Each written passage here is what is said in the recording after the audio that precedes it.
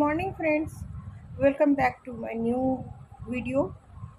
গুরুজনদের প্রণাম আর ছোটদের স্নেহাশীর্বাদ দিয়ে আমি আমার এই ভিডিওটা শুরু করলাম।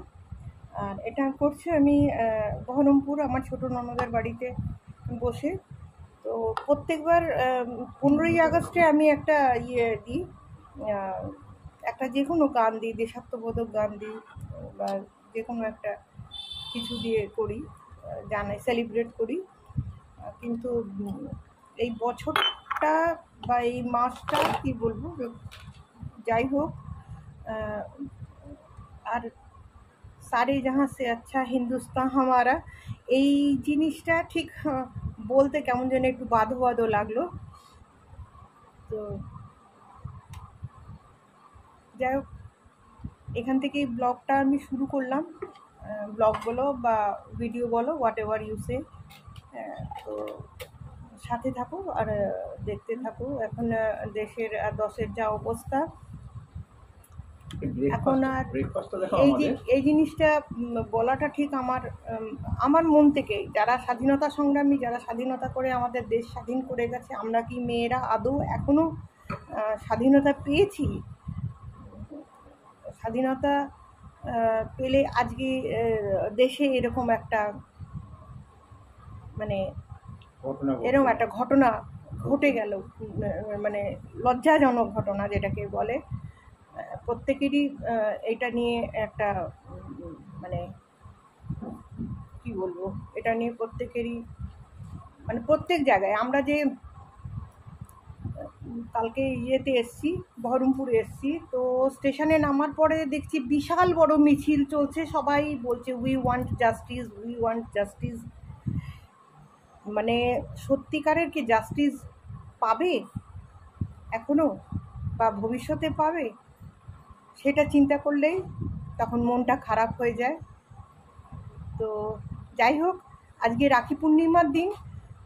এখন আর এসব কথা বলে মন খারাপ নিজেও করতে চাই না, তোমাদেরও করতে চাই না। সবাই রাখি পূর্ণিমা সুষ্ঠুভাবে সুন্দরভাবে কাটাও।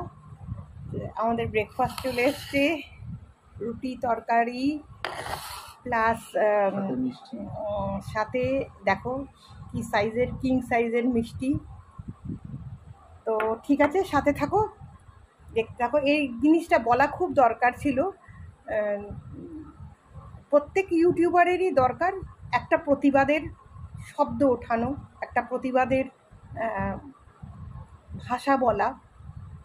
হয়তো আমরা কিছু করতে পারবো না, কিন্তু আমাদের প্রত্যেকের ঘরেই মেয়ে আছে, তো সেই জন্য বলতে বাধ্য হলাম, এবং বলাটা প্রয়োজনও। ঠিক আছে, সাথে থাকো, দেখতে থাকো। এই বছরটা সেই সারে জাহাঁ সে আচ্ছা হিন্দুস্তান হামারা, এইটা না গেয়ে এখন মনে হয় অ্যাপ্রোপ্রিয়েট সং।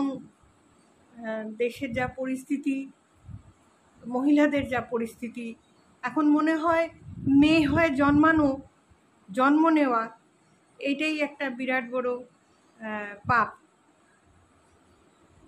তো যাই হোক, এটার সাথে রিলেটেড একটা গান তোমাদের সামনে রাখছি, দু লাইনের গান একটা তোমাদের সামনে রাখছি। যদিও আর গাইবার ইচ্ছে করে না, এখন কারোরই মানসিক পরিস্থিতি তাই নয়। जो अब किए हो दाता ऐसा न कीजो, जो अब किए हो दाता ऐसा न कीजो, अगले जन्म मोहे बिटिया न कीजो, जो अब किए हो दाता ऐसा न कीजो, अगले जन्म मोहे बिटिया न कीजो, जो अब किए हो दाता ऐसा न कीजो। মানে ভগবানের কাছে এটাই প্রার্থনা, ভগবান এই জন্মে যা করে দিয়েছো, পরের জন্মে যেন মেয়ে হয়ে না জন্মাই। এইটাই আর কি এই গানের মানে মূল বক্তব্য। কারণ এখন যা মেয়েদের পরিস্থিতি, মেয়েদের অবস্থা, তো যা থাকো।